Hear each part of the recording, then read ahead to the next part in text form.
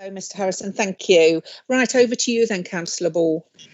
Yes, thank you, Anna. Well, and welcome again then, members and officers, to today's meeting of the CFA Corporate Governance Committee. Obviously, due to the current situation, I think all of us are going to be online, so that's particularly good.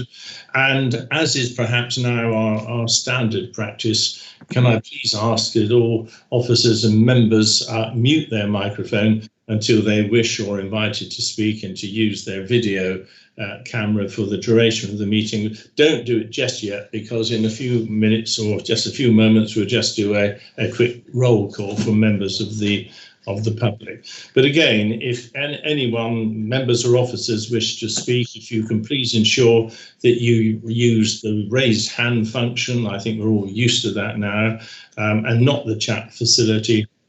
And Anna will prompt me to make sure we try to call you in the order that you've indicated.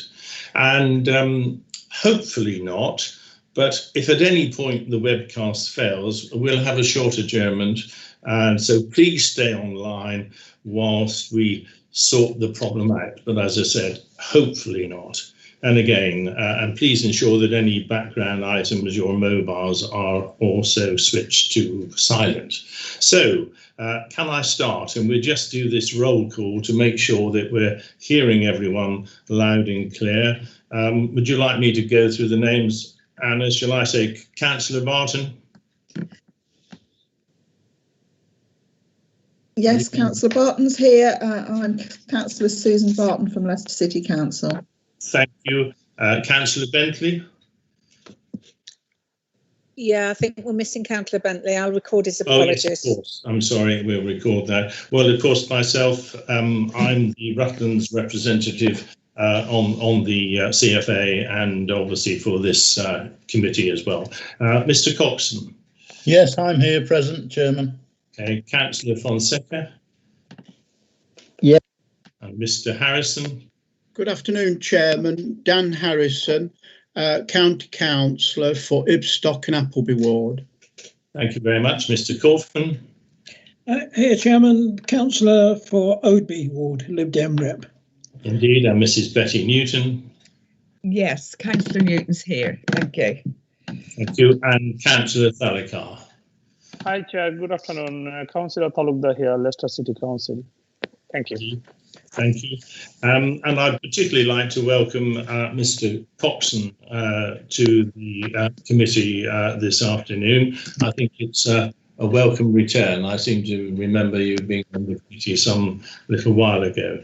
I would also like to welcome our visitor, Mr. Gavin Barker from Mazars, who will be talking to us a little later. Of course, he is our external auditor. So we therefore move to agenda item number 2, which is the appointment of the vice chairman. And from the chair, I would like to nominate Councillor Betty Newton. Do we have a seconder, please? I will check and it, Chair. Okay. Sorry, who was that? Councillor Talukdar, I'm seconding. Thank you. Indeed, thank you, and that is noted, and therefore that is carried. It's a confirmation from obviously the previous meeting. Agenda item 3 is apologies for absence, and I guess Councillor Bentley has not yet joined us. No. Okay, no. So we'll record those as apologies.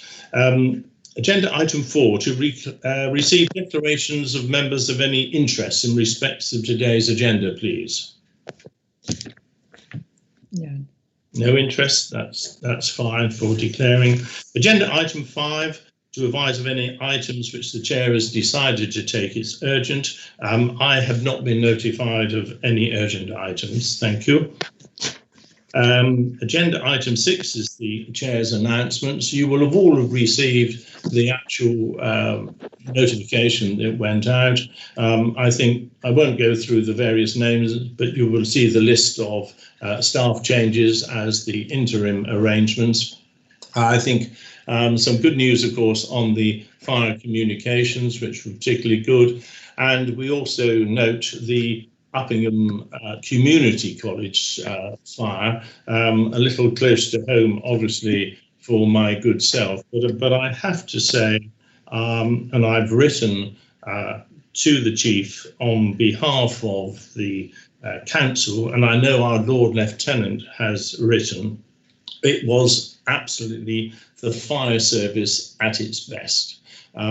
Uppingham itself, which is a retained station, were first to arrive, which I think is brilliant. They were literally, you know, in their homes, and they were called, followed by the Oakham station. Altogether, there were 6 units, 6 pumps at the scene, and across-border support from Northamptonshire, from Corby. The fire was contained. It is a significant fire. The school had to delay opening. They hoped to open on the 25th of September with various porter cabins coming in, but the prompt action of the fire service really contained the damage to what it is. And as I said to Callum Faint, it really showed the fire service at its absolute best. So well done to all on that particular thing. So agenda item 7. Firstly, we need to confirm the minutes of the meeting held on the 11th of March 1920. The pages are 5 to 10 on your agenda pack. I think all read. I will move from the chair that the minutes are taken as read, confirmed and signed. Can I have a seconder, please? I'll second them, so I will. Thank you, Councillor Newton. And can I take it that on that item, all in favour? Yes. Yes. Yeah. Thank you. So, agenda item 8 is our first report on the draft statement of accounts and general governance statement. It's a report, pages 11, would you believe, to 146. You will know that because you've looked at it, of your agenda pack. I think overall it's a good news report. So I think on Appendix 1, Alison, are you going to present that? And then I think on Appendix 2, we're moving to Mr. Barker. Thank you, Chair. I'm going to say very little on this item. The draft statement of accounts and the annual governance statement is appended for members to peruse, but what I would like to ask is for Gavin, which I think is the most interesting part of this item, is Gavin's view on the audit and the auditor's opinion so far. So over to Gavin. Thank you. Thank you, Chair. Thank you, Alison. Can everybody hear me okay? Yes. Yes, the floor is yours. Okay, so my name's Gavin Barker. I'm the engagement lead from Mazars, who are your independent external auditors, so we're independent of the council. We've produced the audit progress report, which starts on page 127, I think, of your packs. This was to update you on what we've been doing in the long period since the committee last met on the 11th of March. So I'll draw your attention to a few things, but I won't go through the whole report, although I'm quite happy to take any questions or listen to any comments that members have on any aspect of the report. The first thing to draw your attention to is that because of the COVID-19 pandemic, the government moved very quickly actually to extend the deadlines, both for your production of the financial statements and for our audit of the financial statements. And that's set out in the report. So the timeline for producing the statements moved from the end of May to the end of August, and the deadline for publishing the final audited statements moved from the end of July to the end of November. So you can see that we're still well within the timeline for completing the audit. At the time this report was produced, we were pulling together our findings on the audit, but members of the authority will be aware that the papers have gone out for the authority agenda meeting next week, and that agenda includes our audit completion report. But what we were trying to do in this report was to provide an update to members on the audit strategy memorandum that we'd taken to you on the 11th of March. And that's dealt with on page 129 of your papers, where we have our quadrant diagram, which sets out when we were planning to do the original work, but now when we were sort of have delivered it in the context of the changes because of COVID-19. So we completed all the initial planning work because that led to the presentation of our audit strategy memorandum at your last meeting. And we were very fortunate to have just about finished the interim work when the lockdown resulting from COVID-19 began. So we were in a fairly strong position going into the lockdown period. We kept in touch with officers throughout lockdown. We've had regular Teams calls to keep up to date as officers drafted the financial statements and we prepared for the audit. You produced your statements in line with the required timetables. I think the public inspection period started on the 10th of August, so you sort of had your statements well before the end of August deadline. And we actually carried out the bulk of our audit work in August. And that was part of the plan that we'd agreed with your officers. And the completion phase of the audit is the sort of meeting next week. But I will just draw members' attention to the fact that we won't actually be able to sign our audit opinion when you approve the statements next week, because we are still waiting for the pension fund auditor assurance. The pension fund is audited by another firm. I did catch up with them in the last couple of days, and they've indicated that they expect to report to us in the last half of October. So we won't be able to actually sign off the statements and issue our audit opinion until we get that pension fund auditor assurance. So that will sort of hold up the formal closure of the audit. We have worked really well with your officers. Technology has worked well. We've carried out our entire audit remotely, but as auditors spend most of their time deep in spreadsheets and other sort of technical documents, it went quite well. Officers were really helpful in the process. We built up a really good working relationship with them. And I think members will recall that we had difficulties with last year's audit. We reported a number of issues in our audit completion report last year that were significant issues around the preparation of the statements, around the audit of key areas of property, plant and equipment valuations and pensions. And we're really pleased to report that all those issues were addressed by officers this year. And really the audit went very, very well, with a really good set of financial statements presented, and you've got the draft set in your papers today, and no significant issues arising. Working papers where we had difficulties last year, that was fully addressed. All the sort of figures within your financial statements are really well supported, including property, plant and equipment and pensions. So it's gone really well. All credit to officers for responding to the issues that we raised last year, and we look forward to sort of presenting our audit completion report next week at the authority meeting, when we'll go into more of the detail of our reporting. There's just two other things I want to draw to your attention. On page 131 of the report, we refer back to audit fee pressures arising from increased regulatory requirements, which was something that we discussed at the last meeting in March.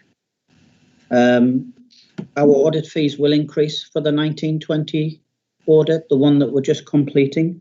We would normally be very clear in advance about what our final audit fee was going to be, because of these regulatory pressures that were set out both in our audit strategy memorandum and in this audit progress report, we were proposing to finalise the audit fee for 1920 when the work's complete. But I would like to give members an indication today of sort of broadly in the region of what the increase will be. So the current fee for the audit, the scale fee for the audit is 22,520, and the additional fee, which is likely to be an ongoing additional fee sort of every year to address the various regulatory pressures that have required more audit work, will be in the region, I think, of £4,500. When we finalise the exact figure, we'll write to Alison, and eventually we'll sort of report back to the authority or this committee, setting out in some detail the reasons for the increase and the exact increase. Just to give members some assurance, PSA acknowledged that there are upward pressures on fees in some of their publications, and they're highlighted. References to those publications are highlighted in our report. In the last week, the Redmond Review has reported on the difficulties in the audit market and the upward pressure on fees. So this is very much in line with what's happening elsewhere and with expectations elsewhere. But we will, of course, be accountable to members for the additional fee. We'll seek to set out the reasons for it in some detail, as I say, when we finalise it. And it is subject to approval by both the authority and Public Sector Audit Appointments Limited that manage this market. So I just wanted to draw that to your attention. And the final thing I wanted to draw to your attention was on page, let me see, page 139 of your packs. And it relates to a survey that was carried out by Public Sector Audit Appointments Limited. It was essentially a survey of the quality of your auditor, and it was a survey of directors of finance and chairs of audit committees. And we're delighted to report that not only did we come out very well in our own right in the context of that survey, so Mazars performed very well in its own right, but we also compared very well to other firms in the sector. We're not complacent about that. We're always open to feedback and to improving the way that we do things. But I hope this at least gives members some assurance that Mazars is doing a good job, and hopefully that's borne out by your experience of our audit as well. So that was all I wanted to say in terms of my presentation this afternoon. I'm quite happy to answer questions or receive comments from members. And I'll just also mention, Chair, that unfortunately I need to leave the meeting after this item because I've got another meeting to attend. But if anybody has any questions, I'm quite happy to take them now. Thank you.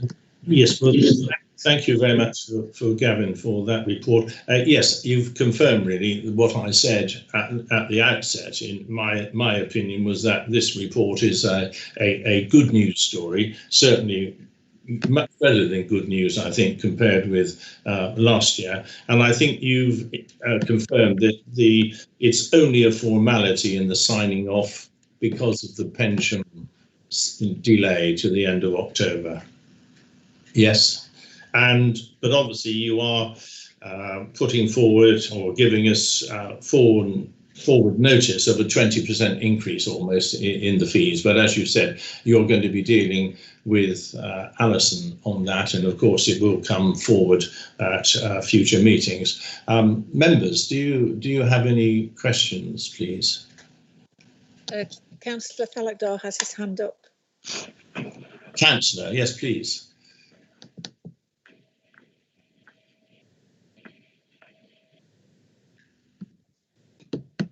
Are you on mute?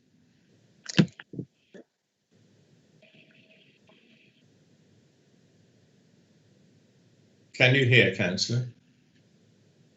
You're on mute, Councillor Falakdar.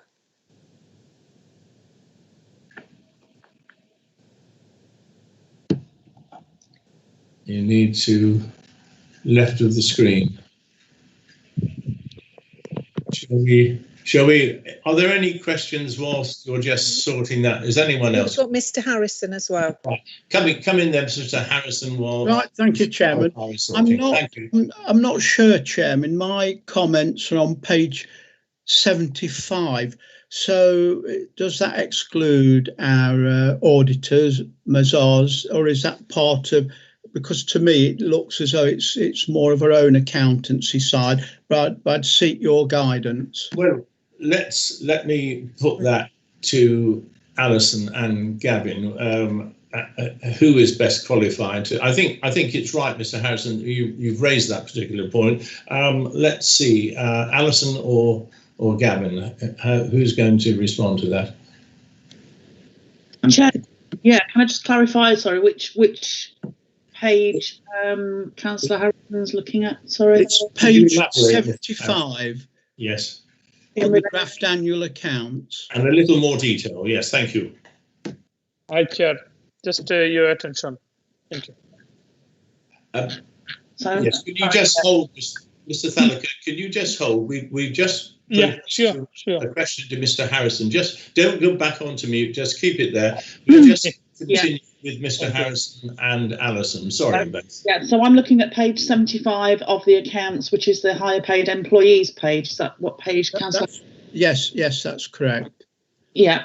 My comments was that I've looked at it and not disparagingly, because growth is growth, but the 45 to 50k, we've had 17 more additional people, and you just go through the chart, and I've only done it as a little rule of thumb, but it looks like we're now experienced through the development growth 1.6 million of extra costs in salaries. And when, as a layperson, I just look at it from 25 to 42 is a huge, quite a significant drum. From 40 to 45, there's a 13, and, there's very few areas, but it totals approximately 32 more additional senior managers positions or costs. And I just would like just a little clarification, if I could, please. Yeah, Chair, it's quite straightforward to answer, and it's one of the problems with this table. The number going from 150 to 182 is not 32 more new staff.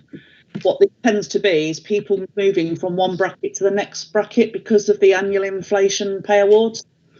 So if you look at the top line, which is 40 to 45,000, the 71 in 1819 going to 84, there will be a lot of people that were just below the 40,000 bracket that, with the annual nationally negotiated pay award, their pay perhaps last year was 39,000, this year it's 40,100. So they move into another bracket, and people then move up into brackets. Yeah. So it is easy to read this as 32 additional posts, and it won't be that at all. It will be people moving between wage brackets because of annual inflation pay awards, and also increments as people move through salary scales.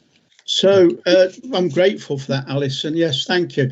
But it's a huge extra additional cost. I'm not disputing anything, but it's quite a significant number of extra costs to us, isn't it? No, well, not necessarily. Over the line, I think. Yes, go on. Well, yeah, not necessarily, because if somebody was in just under the 40,000 last year and is now just over 40,000, their pay award will be £1,000 or £2,000. So what you've got to look at is actually there's been no additional senior staff. It is pay award related, which is all factored in the budget. Yeah. Okay. Thank you. It was there on the previous figures. It just comes more to the fore because, as Alison has said, it's now rating into that next band, if you like, of that carry. You don't have a supplementary, Mr. Harrison? That's fine. Satisfied. Thank you very much. Can I just say something? Yeah, sorry to interrupt. I just wondered if I might just... Yeah, go ahead. On the same matter, yes. Please, yes. Sorry, it was just to draw the councillor's attention to the fact that when he sees the final set of the financial statements, the first two bands in that table will have been removed. And the reason for that is one of the sort of changes as a result of the audit was there is actually no requirement to disclose those first two bands up to 50,000. The requirement's only to disclose the bands over 50,000. So when the councillor sees the final set of statements, he'll see those two bands have been removed. It's just to explain that there's just a simple compliance explanation for that. Yeah, thank you. That's very useful. Thank you for that. So we'll move to Councillor Thalaker, then, please. Yeah, thank you, Chair. I was just looking at the fee for the 22,000 plus additional 4,000. Is there any cap for the fee? Is how many percentage they can increase in a year or? To help Alison, what page was that? It's I think page 31, 131. 131.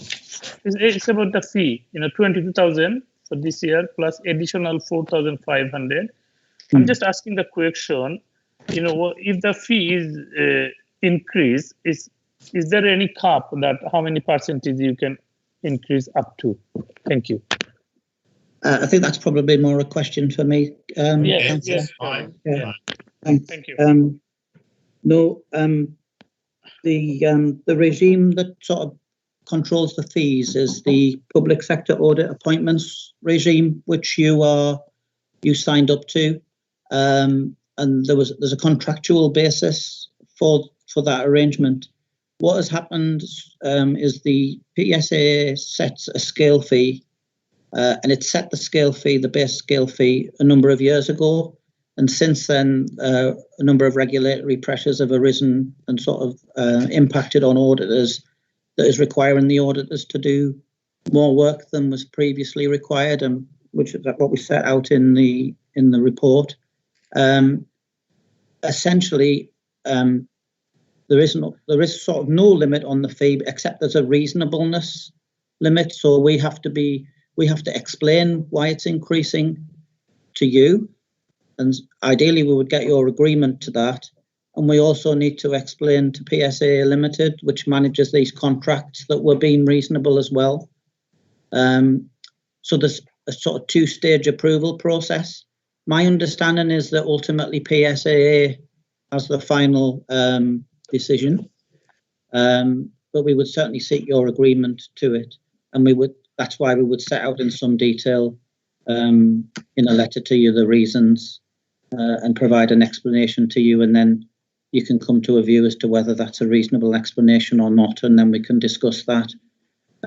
So we do have to be reasonable and work within the sort of constraints, but we have already had conversations as a firm, as have other firms, with PSA to take them through in detail some of these regulatory pressures that are now sort of have occurred and have impacted on our work.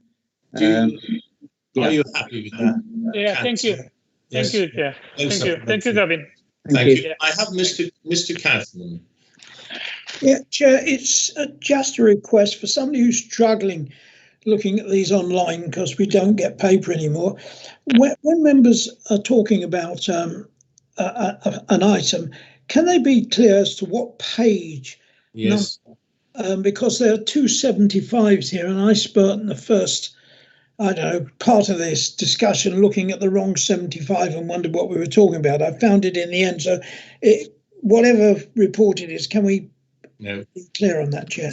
Fair point. And I think, yes, we take that on board, and we will, any questions, we'll endeavour to help matters along. You're quite right, and it is one of the slight negatives with this type of format. So, but no other comment or question from your good self?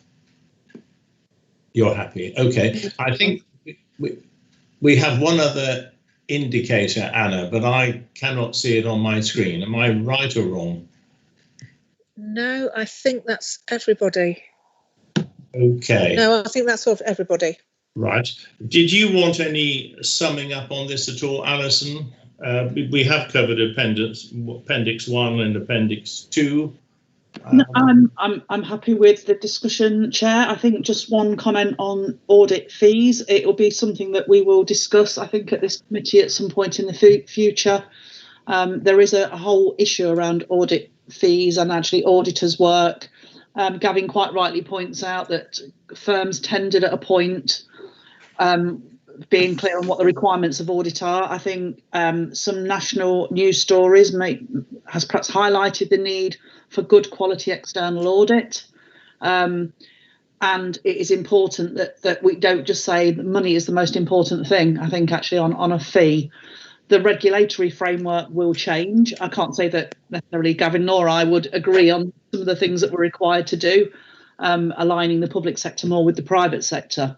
But they are what they are. So I'm very comfortable with the fees, and I think we get a very good service for the fee that we pay from Mazars. And I'd like to thank Gavin and his team for their excellent work this year. Indeed. Well, thank you for that. And that I'm sure members are very pleased to hear that, Alison. So therefore, we're being asked to consider the draft statement of accounts to consider it and the annual government statement 2019-20. As we say, it's Appendix 1. I consider that we have in fact duly considered that. So I will move from the chair that we have considered it. And also on B, as part of this particular paper, we are asked to note the external audit update reported by Gavin as Appendix 2 and the improvements made, etc., etc. So I am we accept that from the chair.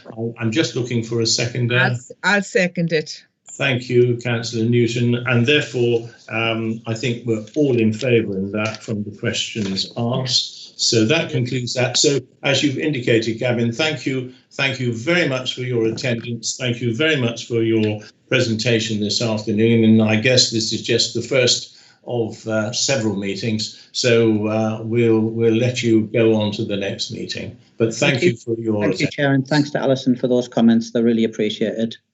Bye for now. Thank you. Goodbye. Bye. So agenda item 9 then, members, is the financial monitoring to the end of July. Pages 147 to 150 of your agenda pack, not too many pages this time. I think, Alison, you're going to lead or say a few words on this one, please. Yes, thank you, Chair. So this is the first in the usual suite of monitoring reports that I bring to Corporate Governance Committee. A couple of issues that I'd like to draw to members' attention, picked out in the recommendations, and I'll just touch on those. And I would also like to invite the Chief to perhaps go into one of the items in a little bit more detail. So the recommendation approves a transfer to reserves, and the reason why we're recommending 1.4 million into reserves are twofold. One is due to the continuing uncertainty over grant income. So you'll recall that we receive New Dimensions grant income. We are told every year that is going to reduce. So far, lastminute.com, actually we get a higher grant figure. And I've explained this to members in previous years that I would much rather be in the position of budgeting for a lower figure and receiving a higher figure, and then bringing any request to spend that money on other things to yourselves or the CFA, rather than budgeting for a higher figure and receiving a lower figure causing us a problem. That's the first point. The other one is, unfortunately, I am not in possession of a crystal ball, and the longer term implications of COVID on us as a service and our communities that we serve are unknown. So, like local authorities, we have received COVID-19 grant funding, which is unring-fenced. It is harder, I think, for fire authorities to predict exactly what that impact is going to be. So, at the moment, what I'm recommending is that we take that grant income, we put it into our earmark reserve, which allows the Chief and the senior management team to obviously work on what that means in terms of impact. Of course, there's lots of things that could happen. We could have a significant surge, which meant we have stations unavailable or staff unavailable, lots of issues that we will no doubt have to spend that money on, both in the short term and the longer term. Elsewhere in the rest of the budget, you'll see on the expenditure side, we continue to report an underspend on staffing. In support, obviously, we are using some agency cover to cover vacant posts. Recruitment has been particularly difficult during lockdown periods. And of course, we're in a period of change for the senior management team. We also have an underspend on retained staff. And again, this is something we've reported year on year. And I think this is the point that I would say the views on this and proposals, I'll hand over to Callum. Thank you, Alison. Are you okay for me to speak, Chair? Oh, absolutely, Callum. The floor is yours. Thank you very much. Good afternoon, members. As the Treasurer has just been kind of informing you, for the last at least 5 years, we regularly underspend in the on-call budget in the region of £250,000. The budget has remained at that consistent level for the aspiration that we recruit and have a full establishment of on-call staff. That's been impossible for us to achieve to this point. There's not only a Leicestershire and Rutland issue, this is a national trend around the on-call staffing system. So I propose to have a meeting with the Treasurer at some point in the very near future to consider reallocation some of that budget, potentially to look more around the fire protection arena, where post the outcomes of the Grenfell Tower incident and the subsequent inquiries, we're likely to start feeling a lot more pressure to conduct more fire protection activities and inspections. So I'd much prefer to use that money to increase the establishment in fire protection to deliver on that, rather than repeatedly reporting underspends year on year and moving them around budgets. So we hope in the near future to come with a proposal either to CGC or to the full authority around a redeployment of that budget and the establishment to make sure we can deliver on the legislative requirements that come out of the Grenfell inquiry. Thank you, Chair. Thank you. You're content not to come back on anything, Alison, on that? We're happy overall now. We'll go to members. I am, Chair. I'm happy to have take any questions. Thank you. Well, I just have one quick question, if I may. Obviously, on the COVID funding from government on high, what is the accountability from us backwards quite onerous, or is in fact what is the system on that? It's not onerous, Chair. MHCLG, the government department that has issued the one-off funding to local authorities and to fire authorities, do require a return, but it's an indicative return. It is what are you spending, what costs are you, what cost pressures are you seeing. They do put some rules around it which are a bit odd.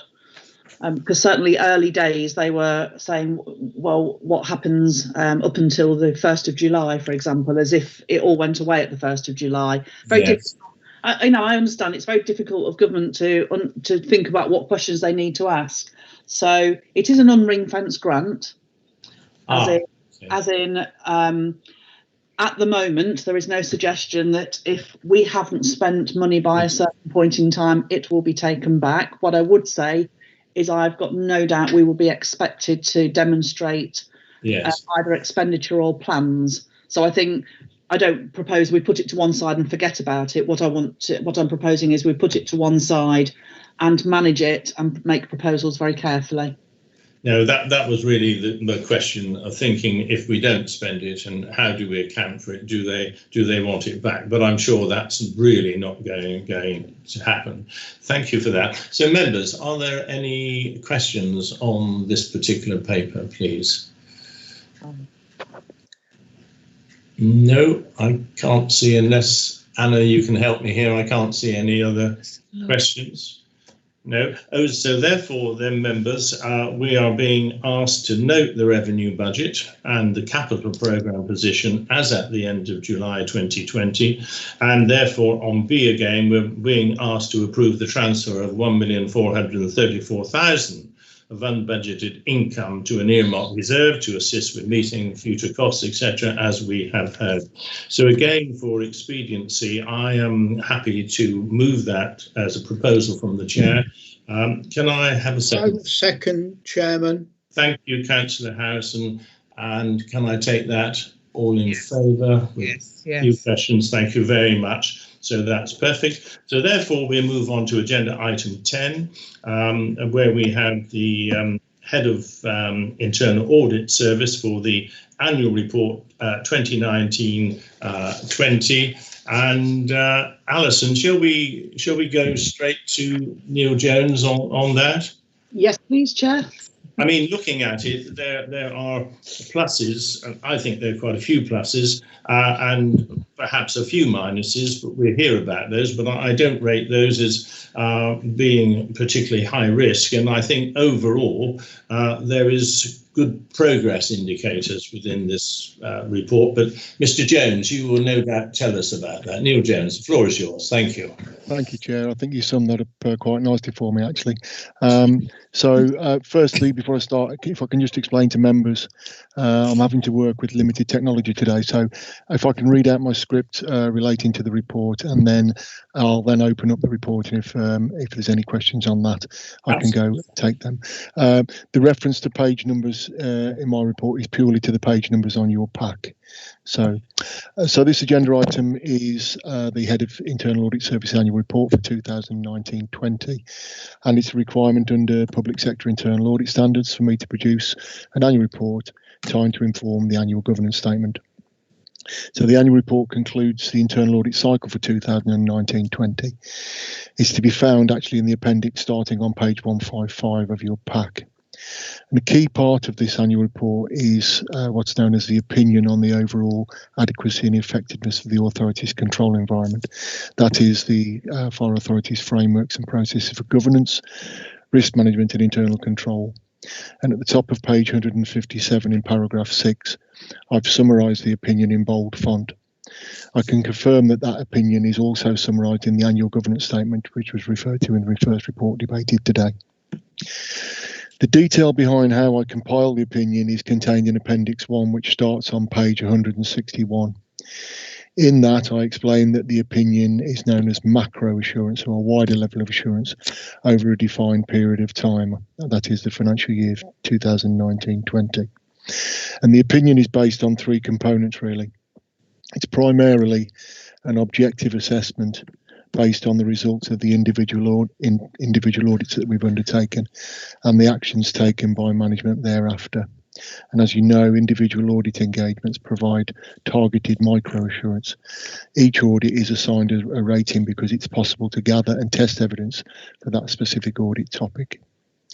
The second component of the opinion involves our role in preparing for, attending, reporting and the observations of the work of this committee and indeed the Combined Fire Authority, and including engagement in specific training.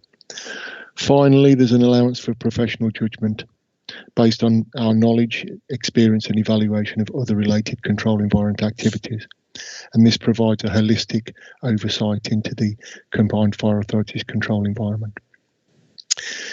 The overall opinion reflects that it isn't possible to provide audit coverage over all systems and processes. And I say this every year, that no system of internal control can always provide absolute assurance against misstatement or loss, nor can we, as your internal auditors, give absolute assurance given our limited resource. So for 19-20, I reported reasonable assurance that overall the control environment was adequate and effective. Chair's touched on this now, that whilst there were isolated high-risk rated weaknesses identified for isolated issues, controls to mitigate key risks are generally operating effectively. And I am, on the whole, satisfied with management's responses to resolving identified issues. I don't want to dwell on this, Chair, because I know that Matt is going to refer to at least one of those issues in the Progress Fee Plan report following next on the agenda. So, Annex 2 provides, pages 167 to 179 provides a detail behind the audits undertaken. There were 8 audits completed out of 11 planned, and the number of days was utilised primarily in conducting audits rather than client management. A further piece of advisory work was completed. Again, some audits did return partial assurance ratings, and those will be monitored, and we will continue to report progress to committee until recommendations have been fully implemented. Finally, in this report, Annex 3, pages 181 to 184, reports that I conducted a self-assessment against the internal audit standards, and I consider we're still conforming to standards. So in conclusion, a reasonably positive opinion was given, and management continues to work with internal audit and accepts certain areas will be subjected to further internal audit scrutiny. The days provided in charge were planned, and the service remains of good standard, continues to be trained and developed in new and emerging risks and working practices. The recommendation is for committee to note the report and make any observations. So at this point, I'll gladly take any questions. Thank you. Thank you, Neil. I have Miss Councillor Newton. Thank you very much.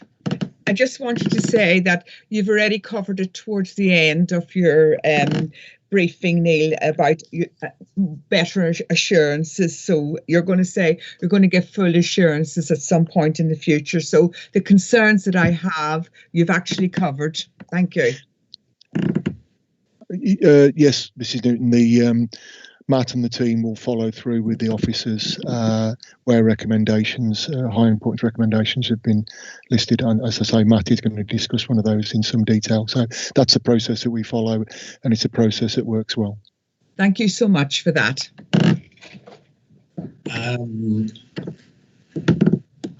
Do I have, Callum, are you indicating you would like to just add something to that? Yes, please, if I can do, Chairman. Thank you very much to Mr. Jones for the report. It's been a really useful report for us. It's pleasing to see that we've made progress in a number of areas, but it's also fair to acknowledge that we still have some distance to travel to become even better service than we can do. It does link to some of the previous points as well, that we've recently recruited to some of those vacant roles, which will really help to progress us much more positively for full assurance in the future. So I'd like to thank Mr. Jones for the report. It's really useful. I recognise we're not perfect and we're working hard to become perfect, and I hope members will take assurance that actually the head accountant role has now been filled, and that will contribute greatly to resolving any further audits. Thank you. Thank you. And do I see Alison? Have you? Yes. Yes. Thank you. Thank you, Chair. Just to to add to what Callum has just said. So in over 30 years, I've never worked in an organisation that's had full assurance on everything. We can always do better. But also, I was in a way, I'm quite pleased to see that we've got some things to improve on, because if we go back to the first substantive item, which was the statement of accounts, and the very positive remarks that Gavin from Mazars gave us about, if you recall, we were in a fairly dire position last year with the criticisms at audit on our accounts, and actually what we've gone from is very poor to very glowing. So I think we can demonstrate how we can improve when we know what it is we need to improve on. So yeah, I echo Callum's comments that actually this work helps us to improve because it points us out very clearly where we need to. Thank you. I've not got an indication, I think, Anna, unless you can help me. No, there aren't any others. I think we're clear. So we're being asked to actually note the actual audit, the annual service report there, 1920. Councillor Newton, as you asked the question, would you like to move that? I will move it, yes. Different name in the minutes, so that's moved. Yes. Can I look for a second, members? I will second, Chairman. Thank you, Councillor Howson. So therefore, again, I think we'll take that en bloc as approved, yes, if I may. So that's duly recorded, and thank you. So yes, as we indicated, thank you, Neil. Moving forward, next is the progress against the internal audit plan 2021. It's pages 185 to 204 of our agenda. And again, Alison, are you content that we go straight to Matt Davis on that? Yes, please, Chair. Right. Matt, welcome, and the floor is yours. Thank you, Alison. Thank you, Chair. It's a routine progress fee plan report at this time of year, as you'd expect. As paragraph 4 explains, it was progress against a plan that was agreed by this committee on the 11th of March. At pains to say the plan is a statement of intent at that time, and things change as COVID has demonstrated to us all. Paragraph 6 really just summarises quite nicely as to where we're at. Obviously, we're under 6 months of the plan year, and it's always backloaded with all the key controls work.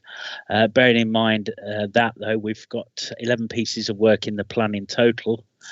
We've completed one of them in a very timely manner in relation to the payroll migration work, which means as we move on to paragraph 7, we've got another 6 pieces of work at various stages of work in progress. So in less than half a year completed, we're looking at, we're at varying degrees of addressing about 60% of the plan, which is really encouraging. It also, in paragraph 7, notes that we've got literally as far as we can go with all the pieces of work except one that's been slightly delayed or potentially delayed through COVID. And I think obviously this is a significant achievement. It's great for the audit team, but more importantly, it demonstrates the excellent working relationship we've got both with the officers at Leicestershire Fire and Rescue and at Leicester City Council. who in changing times, to be honest, have been extremely supportive and cooperative despite their competing demands. So I think that's important to note. Paragraph 8 does talk about the 4 partial assurance areas. I'm going to talk about those in more detail, though, because they're contained in more detail on paragraph 13 of the report. And I wanted to move straight to there, if I may, because paragraphs 9 to 12 really contain a mix of information that's already known to the committee, because we repeat it every time about the assurance ratings, etc. And it also just goes into more detail that I've already elaborated on. So moving on to paragraph 13, as Neil touched on earlier about the high importance recommendations, I'm going to put the one in relation to the contract procedure rules until later, because I know certainly Richard Hall and I think the Chief might want to make comment on that, and the programme of work to address that. But just to provide assurance on the other high importance recommendations, there are 4 in the domain of this committee still. One is in relation to change management processes, and we cannot give a view on that until about November time, when the new service desk management system has bedded down. So I'm hoping to come back with something in November just to say how that's proceeding now.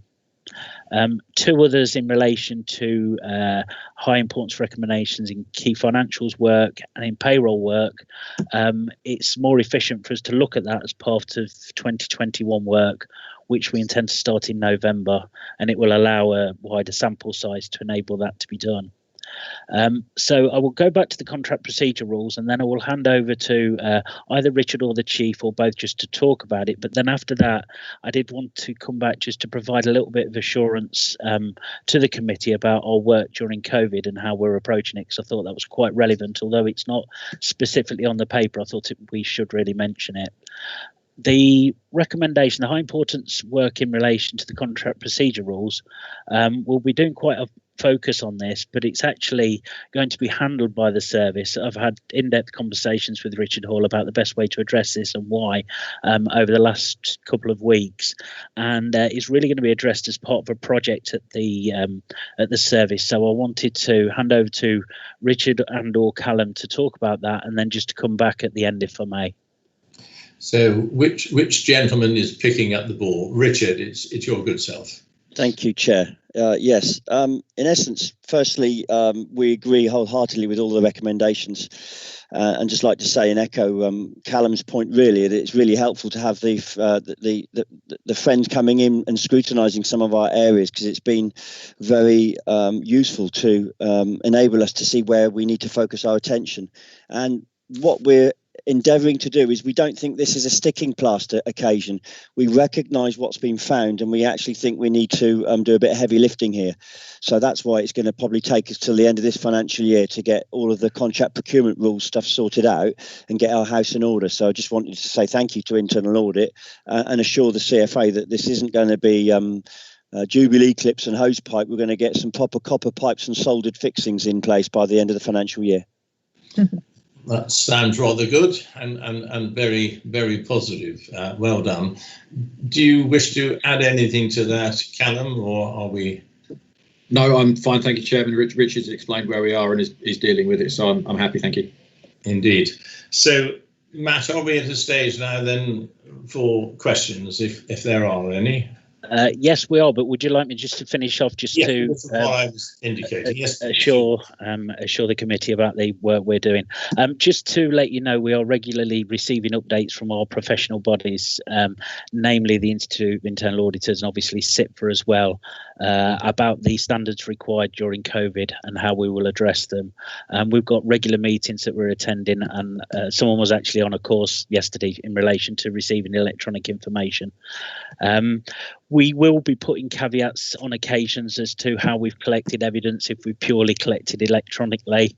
There have been occasions where we've actually gone on site, and we will be going on site if we need to, following risk assessments, both looking at the Leicestershire Fire and Rescue way they want visitors to actually attend any sites, but also our own independent risk assessment as well before we go. It is a attitude of digital by default if possible, so it is a justification as to why we actually need to attend on site. We're in dialogue about further testing as well in relation to how things have been addressed during COVID, because there are risks, national risks surrounding obviously cybersecurity, the IT infrastructure itself, potentially about remote accessing and the security, about keeping an eye on capacity management of the network, and then associated with that regular patching and change control, and obviously things like the control of asset management. So we are in dialogue with the officers actually as to the best approach to do any work there. We've done some work at other clients and it's been quite fruitful, but we didn't get to thrash out anything as to how we would approach the work at Leicestershire Fire and Rescue. So I just wanted to make that clear and hopefully reassure members of the committee that, you know, it's very much business as usual in a slightly different way of delivery. So I'm happy now to take any questions. Yes, thank you, Matt. Yes, quite full and comprehensive report, if I may say so. Members, are there any questions, please? Yeah. I'm not seeing any. Okay, I think perhaps, have I missed something, Anna, there? No, there are no questions. Fine. Thank you. Yes, in light of Richard's comments and the work up until the end of the year, I'm really going to be suggesting that we take that as a new year agenda item so that this committee can just touch base, as it were, on this final length of progress. I think Neil and Matt, I think that would be appropriate. Fine, thank you, yes. Is that all right? And then we can do that. So therefore, if we're content, members, I will move that we have noted the progress against the Internal Audit Plan 2021. I will thank Neil again. I will thank Matt for your reports this afternoon. So we will now move on to agenda item. Councillor Ball, I need a seconder. Yes, of course. I beg your pardon. Second. Thank you, Councillor Newton. And in view of the there were no obsequies. Can I please take that, members? That's got a full endorsement. Speak now, forever hold your peace. Indeed. Thank you, Anna. So we now move to agenda item 12, performance monitoring, which is April-July 2020, as per your agenda, pages 205 to 240. We certainly have a COVID influence, I'm sure, within this report, and I think we go to the Chief Fire Officer. Callum, I think you're presenting this one. Yes, thank you, Chair.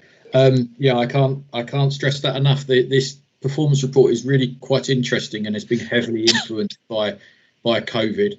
I would like to stress it doesn't encompass any of the work we've been doing relating to COVID specifically. There is an update going to full authority regarding that. So this is our regular reporting mechanism that was agreed with members last year through a number of workshops.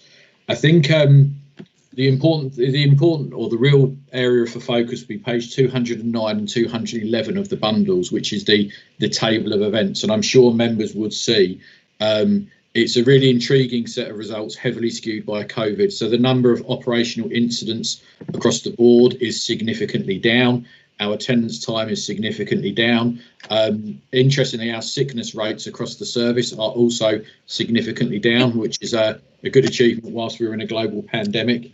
However, it's not all good news. You'll probably notice that the number of fire inspections that we've carried out has dropped. The number of home fire safety checks that we've carried out have dropped. And that really and truthfully is simply because of the restrictions placed on us by COVID. So a lot of businesses have been closed, workers have been furloughed. We haven't been able to access them to physically undertake the fire protection audits. And quite rightly, we haven't been able to gain access to members of the public's homes to carry out the number of home fire safety checks. So the COVID slant has put a real interesting mix on these figures. One that I'm not sure we're ever going to be able to replicate again, simply because of the sheer change in human dynamics that's occurred during COVID. There's one area that I would like to draw members' attention to, which is the number of fatalities in a non-fire environment. So even though the number of incidents we've attended has gone down, the number of fatalities we've attended has gone up. The breakdown that is between road traffic collisions, but the majority of those numbers are for us either gaining entry or supporting other services in accessing people's property. It's something we're aware of. Obviously, there's a welfare impact for our staff, and I want to assure members that our trauma risk incident management process, or TRIM management process, is there to support them and make sure their welfare and mental state is maintained. But we do still have a bit of work to do with the police and ambulance service around those types of incidents to make sure we help people where we can, but also to protect our staff as best as we can do.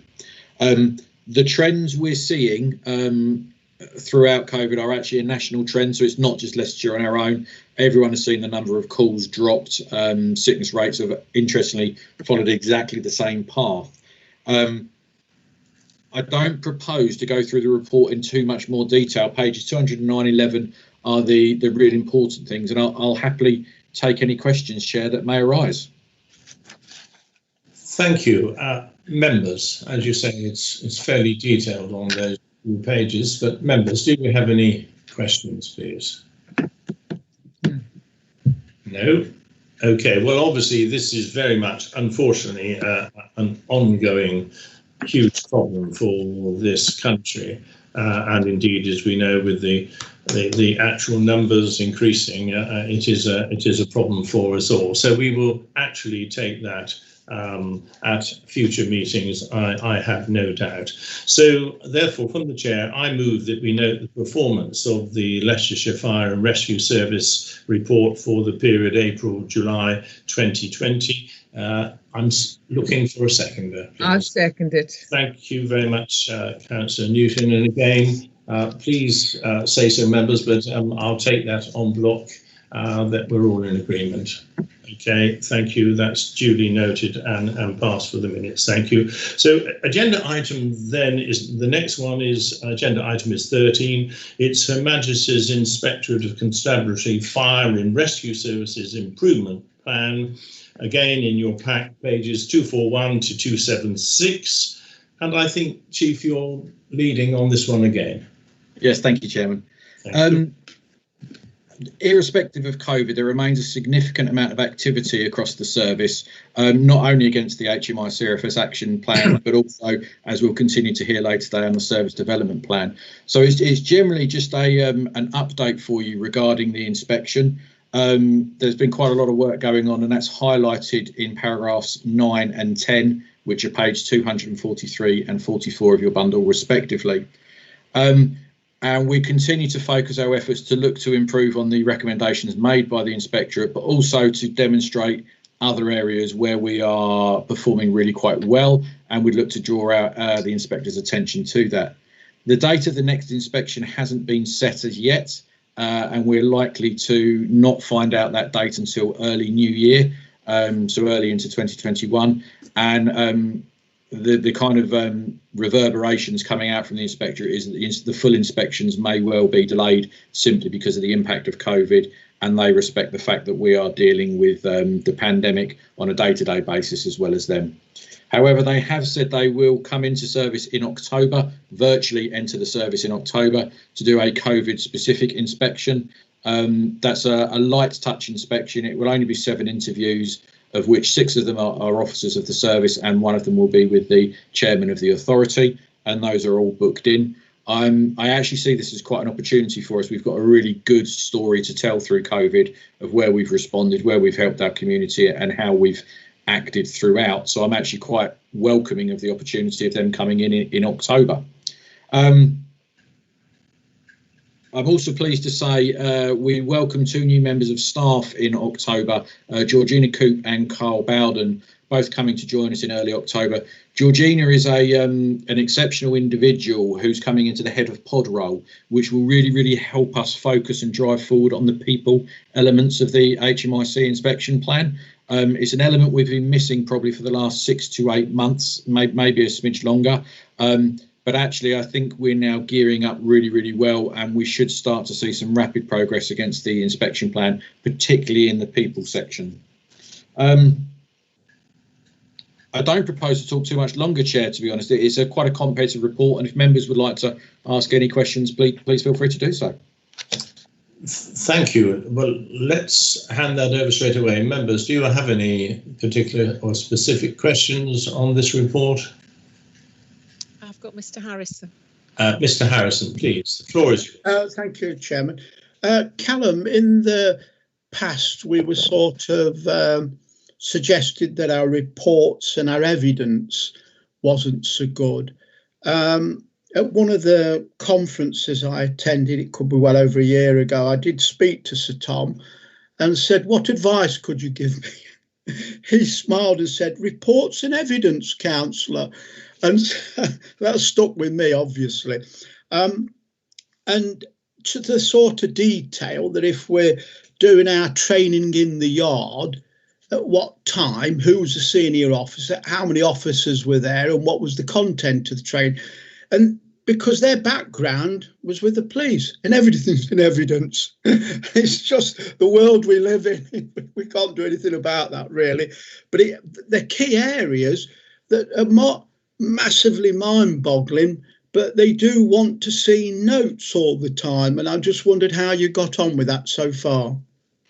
It's a fantastically well put and structured question, councillor. Yeah, the honest answer is the inspectorate's stance is tell me about it and then show me. And if you can't show me, it didn't happen. We learnt that quite painfully from our last inspection. I'm sure the managers and the team on the call today will kind of support me. The fact that everything is absolutely evidenced now. We write everything, we document everything, meeting notes are structured, terms of reference. We've kind of really upped our game in the way we conduct business, I suppose, so that when we're asked to demonstrate it, we can not only demonstrate it once, we could probably demonstrate it twice or a third time, and a push maybe even a fourth time. I think with that, there's also some real key successes we've had. Members hopefully will be aware we've conducted quite a large engagement sessions with the service around our values and behaviours. Those are now embedded, and they were picked by the service and supported by SMT, not from the top pushed down. How we evidence that that's been embedded? Well, we've recently conducted a staff engagement survey where I believe in 94 and 96% of staff know those values, can demonstrate those values and recognise they're being performed on a daily basis. So it's really difficult to answer a question, can we evidence absolutely everything? We're getting there, to be perfectly honest, and I think the inspection this time round will be significantly different for the better from our point of view. Thank you very much, Callum. Thank you. So you're content, Mr. Harrison, then thank Indeed, you. Thank you. Indeed, thank you very much. Any other questions, members, on this particular item? I see none, so therefore I will move again from the chair that we note the progress made with the improvement plan. Obviously, will be taken further. May I seek a seconder? Yes, Chairman. Right. Shall I take Councillor Harrison? Councillor Harrison, thank you for that. And again, I will note that there is full agreement from the committee on this particular item. Agenda item 14, therefore, is the Service Development Programme and our plan 2020 to 2024, pages 277 to 290. When you just read out these figures, by golly, doesn't it tell us how hard our various officers have to report in all their departments in bringing forward? I know it's a little delay, but by golly, there's an awful lot of work when you produce these numbers of pages, and the quality is there within the report. But I think, Chief, you're on again on this particular one. I am. I do apologise, members, if you get bored of my voice.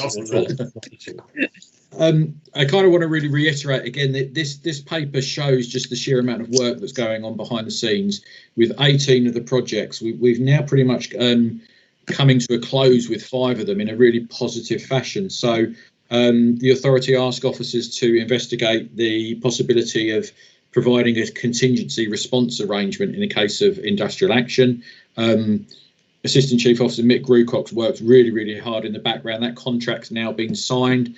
That provision is now available to the authority in the event of an industrial action. So really high pressure and busy project that's been conducted and concluded in a really short space of time. It's also really pleasing to see now that demountable computers have been put on all the fire engines. So this will really help crews in becoming more productive and able to access information when they're out and about in the community or at emergency scenes. A number of fire appliances have been brought into the service and are now operationally available. We were actually ahead of schedule with the PPE, which is personal protective equipment, so our fire kit and firefighting helmets. That contract is now in place. The whole service has been sized for that, and that should be coming to stations very near to us in March and April, so that we're all good to go and live with new PPE. The other one, which is a key piece of work for us and a really massive project that's gone on behind the scenes, if we've now got a new payroll provider for the whole of the service. And it sounds really easy just to click our fingers and get a new payroll provider and contract in place. I'm sure Richard will testament to the fact it's not that easy. It does involve a lot of work.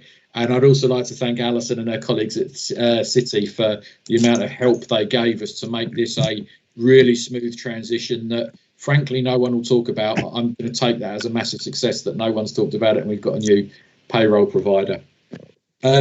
Moving on to our plan and the update there's an awful lot of good work that's gone on, and I won't particularly dwell too much on it, but I do ask members to have a read about the sheer amount of work that's gone on.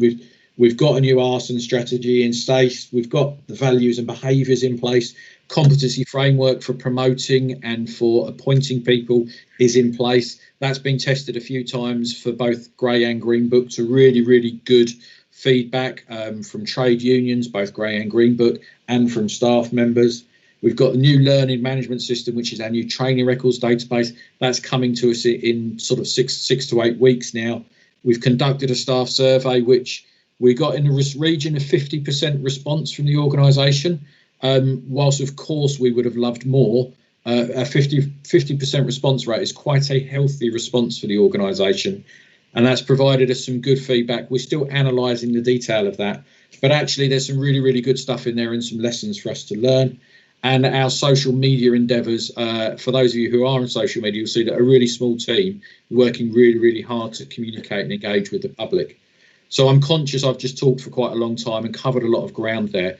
But I hope members, when they've read this in preparation for the meeting, acknowledge there's an awful lot of work going on, and it's a real team effort. You only see the uniformed senior managers here, but as a team, the whole team is stepping up and really working hard. So thank you, Chairman. I'm happy to take any questions.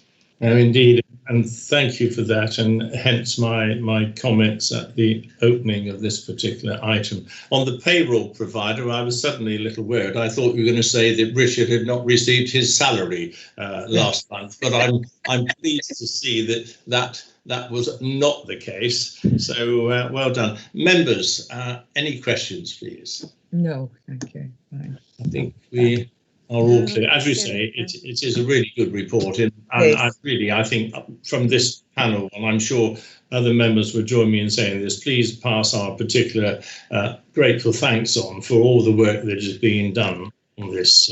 You read something and it doesn't always tell you the story of the amount of hours and effort that you have to go in. It's not only writing it, it's checking it and making it right. So therefore, thank you. I will move that we note the progress made since March 2020 in the delivery of the projects within the Service Development Programme and the tasks that are included in our plan going forward for these very important 4 years, 2020-24. May I have a seconder? I'll second that. Thank you.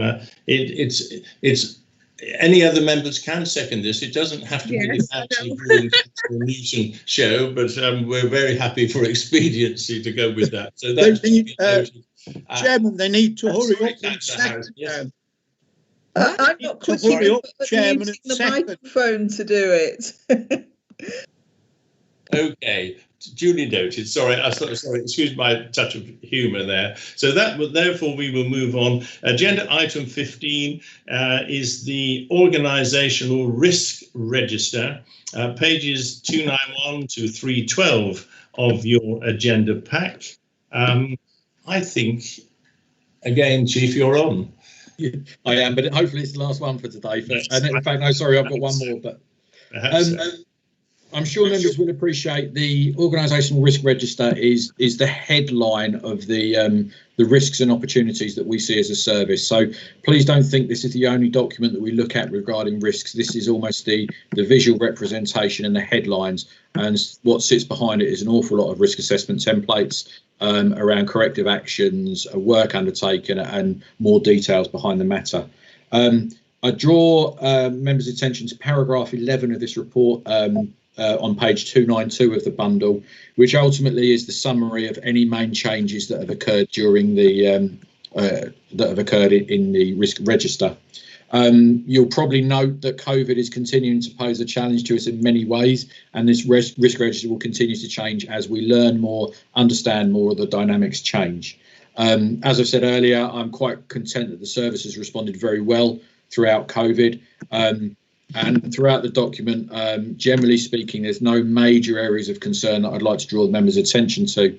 There is a reoccurring theme in the risk register, which is around the command and control mobilising system, which continues to be a challenge for us as a service to work with the supplier, but we will continue to do that, and hopefully we'll mitigate some more of those risks down. And it would be remiss of me not to acknowledge the work of the small team in the corporate risk team risk and resilience team. There's only two of them. They've been working their socks off through COVID in supporting risk assessments, supporting the local resilience forum, and continuing to move the service forward. So it would be remiss of me not to publicly recognise them and appreciate their efforts and work. And again, Chairman, I won't go on, so I'll happily answer any questions if there are any. Well, again, we will certainly endorse your comments, as do the work of our officers in that area. Members, any questions? The report is fairly detailed. No. Well, therefore, we're being asked to note the content of the report and the organisational risk register. What about moved by Councillor Harrison and seconded by Councillor Barton? Am I allowed to do that? Is that all right? Yes, works well. All done. Yeah. Excellent. Thank you. So therefore, we move to agenda item 16, which is the governance update, pages 313 to 324. And I think it's appropriate that we're going to our monitoring officer, who has really been monitoring this meeting today. So I think, Lauren, at long last, the floor is yours. Welcome. Thank you, Chairman and members. My report is fairly short, and it's an update really for members on the operation of various of the governance policies which support the CFA. No actions are required, and the report is for noting only. Just to pick out a few points from the report, you'll see the reference in there to the register of members' interests that we're required to maintain, and that's maintained by Anna and her team on behalf of the CFA.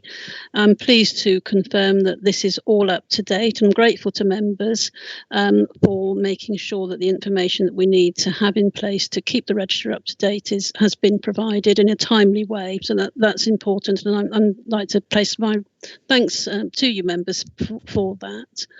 Then I've just referred to a number of the policies relating to officers, gifts and hospitality, officers' interest, whistleblowing, and just to let members know these policies, there's nothing significant to report, but I'm intending with colleagues in the service to review and update these policies over the next, they're due for update this year, so sometime before the end of the year, we'll review the policies and make sure they're still fit for purpose. If there are any significant changes, then the policy will be brought back to this committee for approval. I'm not expecting necessarily that will be the case, because they're, as you can see, the type of policy that they are, there's a limited scope really to do anything too novel or different, so it's much more likely to be a sort of tweak and just making sure they're up to date in terms of contact details and so on. Then just a short section to remind members that certain of the officers of the service are subject to the political restrictions, as are council employees. And then a small section really on COVID activity. I thought it may be useful just to highlight that there have been a number of donations made to the service, and they've been carefully monitored and recorded, as you'll see there. Primarily, I think the most significant one being the fuel-related donations. No standards issues, I'm pleased to report, and there haven't been any complaints either. So I think that's probably all I want to say on the report, but I would be, of course, happy to take any questions if members have any. Thank you, Chair. Thank you, Lauren. Members, again, I think this is one of these other sort of quietly excellent reports that we get. I think it details most things, but are there any particular questions? No, if not, then we're being asked to note the update provided on the governance and ethical issues. I will move that we note that and it's approved from the chair. I'm looking for a seconder. Seconded, Chairman. Thank you. Sorry, You captured that. Sorry, who was that? Councillor Coxon. Councillor Coxon. Right. Yes, perfect. Thank you. Thank you very much. So therefore we move to, and I'll take it as obviously all in favour, all content with that particular item. Agenda item 17 is our penultimate report. It's entitled After the Incident. It's a survey carried out 1920. And again, I think you're returning to take this one again, Callum. Thank you. I am, only briefly, Chairman. So after the incident surveys are something we ask our operational crews to ultimately is to survey how our response is perceived by members of the public and community once we've responded to the incident. It used to historically be done by pen and paper, and we had a relatively low return. We've subsequently invested a bit of time and effort into the system, and you find the report in front of you now, which actually shows Leicestershire Fire and Rescue Service as a shining beacon of light in a public view, which is a really, really welcome perception. But it does lead to a few more questions now around how we could look to improve the after the incident survey to really use it as a tool for further improvement as a service. Needless to say, my team and I do have some ideas of how we could look to focus that and improve that. But ultimately, it's really to ask members if they have any views, concerns or opinions of what they would particularly like us to see, like us to ask, and then see in the report to feedback. I think ultimately we've got quite a lot of yes, no answers and some really good percentages around satisfaction. So we're clearly going to ask a few more open questions moving forward. But it is ultimately to gain the members' views or considerations of if they would like to see anything specifically included. Thank you, Chair.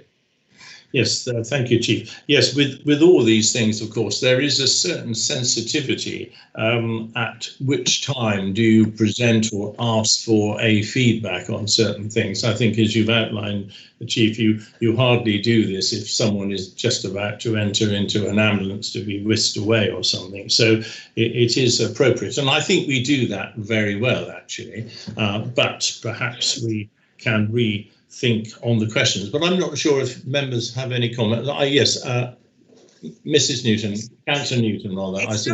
It's not so much a question. Well, it is a question in a sense. I had a look at it and I noticed that there was a low response rate in Loughborough. I wonder what can be done to actually try and increase the response rate there, especially as it's a student town. Thank you. Did you get that, Councillor? Sorry. Yes. Sorry, Yeah. Councillor, did you get that? It's completely a fair comment. We need to look at, as you can see, Birstall seem amazingly proactive in setting out of the after the incident survey. So there's a bit of work for my team and I to do to make sure that stations kind of conduct it on all available opportunities. And the chairman's quite right as well. We do have to be sensitive to the type of incidents that we go to and whether or not it's suitable to ask someone to conduct an after incident survey. Having said that, it is valuable feedback for us, and it does show that we're looking to continuously improve, which I think is useful. Thank you, Chair. Is that covers that for you, Mrs. Newton? No, that's fine. Thank you. Okay. That's fine. Yes. I have Mr. Harrison. Yeah, Mr. Harrison. Thank you, Chairman. It's an observation that really has, well, it's astounded me in a lot of ways. Page 349. On the chart at the very bottom, we get 1% for brave. Traditionally, the firemen run in and the public run out. And it's just so you know, you've got more, you're noted for your humour more than you for bravery. So, wow, things isn't life changing? Thank you. Yes, well, yes, I think you've summed it up, but hopefully those things were well understood. But yes, the figures sometimes don't give quite the picture. Any other? Oh yes, sorry, Councillor Barton. I've unmuted in time to answer.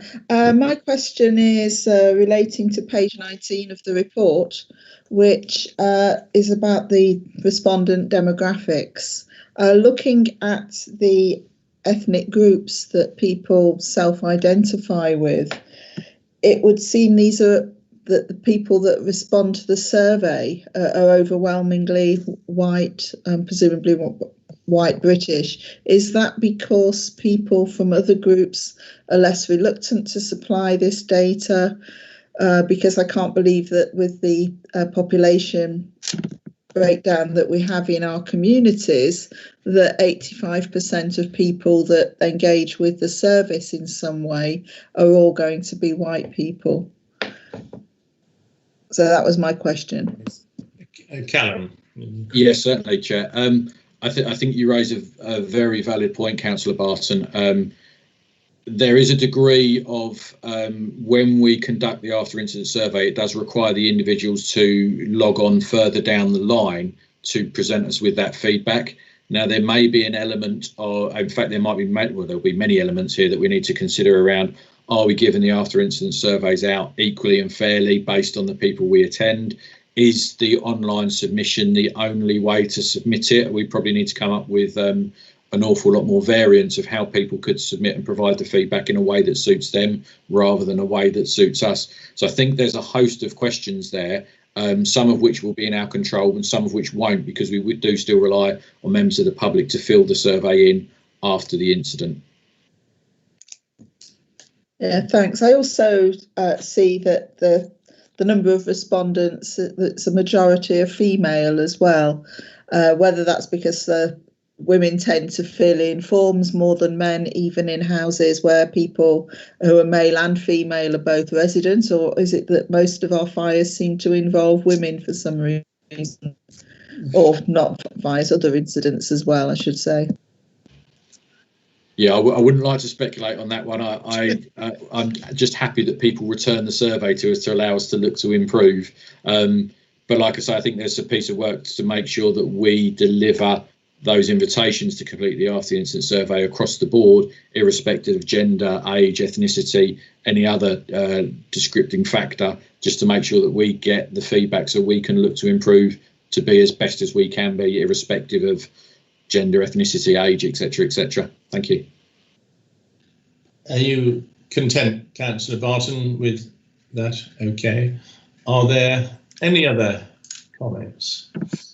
Well, therefore, we're being asked to note the after the incident survey summary findings. And I'm just wondering, would you like to move that, Councillor Barton, and perhaps Councillor Harrison would like to second it? Indeed, I would like to move that section of the report.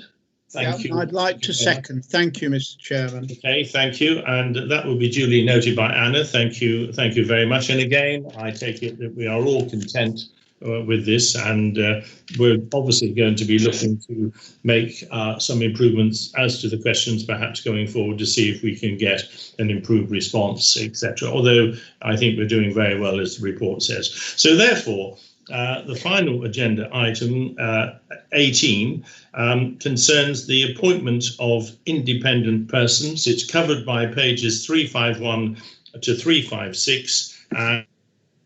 And I move to the monitoring officer. Lauren, you have the floor. Thank you. Thank you, Chairman. Yes, a short report just reflecting the fact that the Localism Act requires the CFA to appoint independent persons with two purposes, really. Firstly, to support the member complaint process, and secondly, if required, to participate in any of the procedures relating to the statutory officers, so Chief Fire Officer, myself, or the Treasurer. In June, this committee gave permission for a joint recruitment process to be managed jointly with the County Council, and an appointment panel took place on the 4th of September. I'm pleased that representatives of this committee were able to participate in that process. Mrs Newton and Councillor Joe Hull, I think, were present. And there was a sort of rigorous interview process and case study. And of the 7 candidates who are interviewed, 6 are recommended for appointment. The process requires an appointment by the CFA when it next meets on the 23rd of September. And this committee really is asked to note the decision, really, to the process that's been adopted so far, and to recommend that the appointments following those interviews be made. Thank you, Chair. Indeed. Well, I think, Betty, in fact, you spent quite a long day conducting and being part.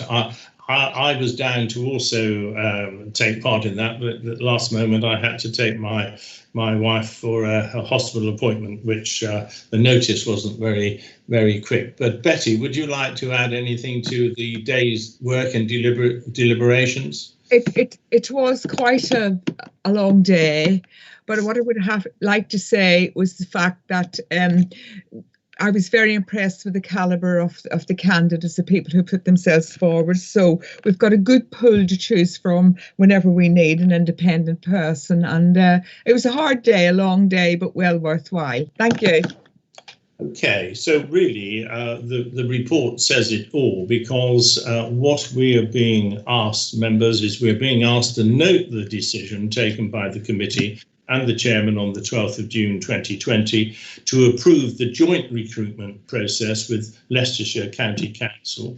And then we're being asked to recommend that the Combined Fire Authority, at its meeting next week, in fact, yes, appoint Richard Goff and Gordon Grimes, Tina Herring, I should have looked at the pronunciation, Emma fine, Surinder Sharma and Pamela Roberts to serve as independent persons for a term of 4 years, ending on the 30th of September 2024. And I'm happy to lead on that from the chair. I'm looking for a seconder. I'll second it. As you were there, Betty. Thank you very much. And again, that's completely to be noted and all in favour. So thank you very much. And again, to all those people that served on that committee, they deserve our thanks for such a good result and such a hard day to work. So thank you for that.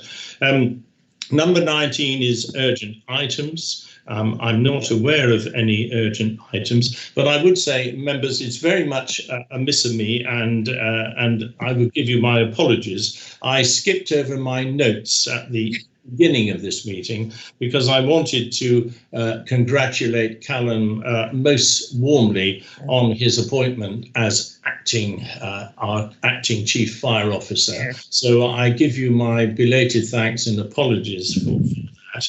And we wish you well on your future endeavours on this particularly difficult period within the life of this country and, in fact, the whole world.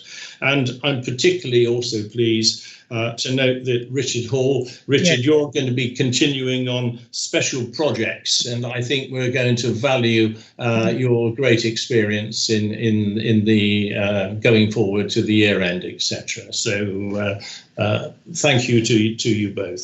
So the date of our next meeting is the 18th of November. And of course, we have next week a meeting of the CFA on the 23rd. I think the starting time for that is 10 o'clock. So I would thank everyone, members and officers, for your attendance and for your contribution, as always, to this meeting this afternoon. And I will close the meeting at 15:35. So thank you very much, everyone, and good afternoon. Thank you. Thank you, Kenneth. Thank you.